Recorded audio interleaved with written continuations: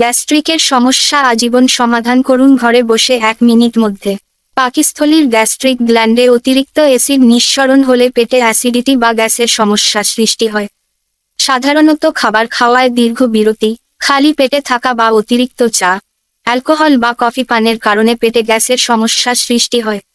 এছাড়া মশলাদার খাবার খাওয়া, ভাজা পোড়া খাবার খাওয়ায় অনিয়ম, অতিরিক্ত মদপান, স্ট্রেস, ধূমপান, রাতে ঘুমানোর সময় খাবার খাওয়ার পর পড়ায় শুয়ে পড়া প্রভৃতি কারণেও পেটে গ্যাস হতে পারে।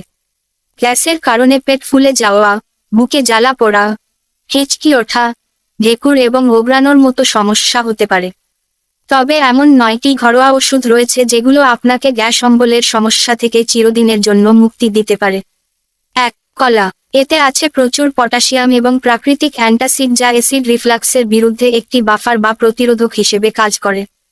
প্রতিদিন একটি করে কলা খেলেই আপনার আর কখনো গ্যাস অম্বলের সমস্যা হবে না। 2. তুলসী পাতা। তুলসী পাতা পাকস্থলীতে শ্লেষ্মার মতো পদার্থ উৎপাদন বাড়াতে উদ্দীপনা যোগায়। এর রয়েছে শীতলীকরণ এবং বায়ুনাশক উপাদান যা গ্যাস্ট্রিক অ্যাসিডের কার্যকারিতা কমাতে সহায়ক। গ্যাসের সমস্যা হলেই 5-6টি তুলসী পাতা চিবিয়ে খেয়ে ফেলুন, অথবা 3-4টি তুলসী পাতা সেদ্ধ করে পানিটুকু মধু দিয়ে পান করুন। 3. দারুচিনি। বেশিরভাগ হজমজনিত সমস্যার ওষুধ দারুচিনি।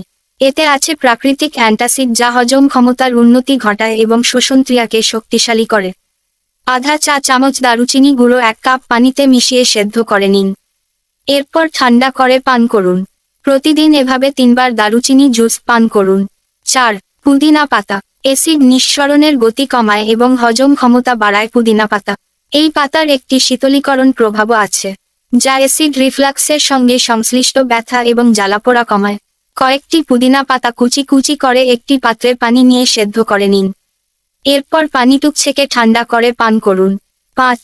লবঙ্গ। এটি পাকস্থলীতে গ্যাস উৎপাদন প্রতিরোধ করে।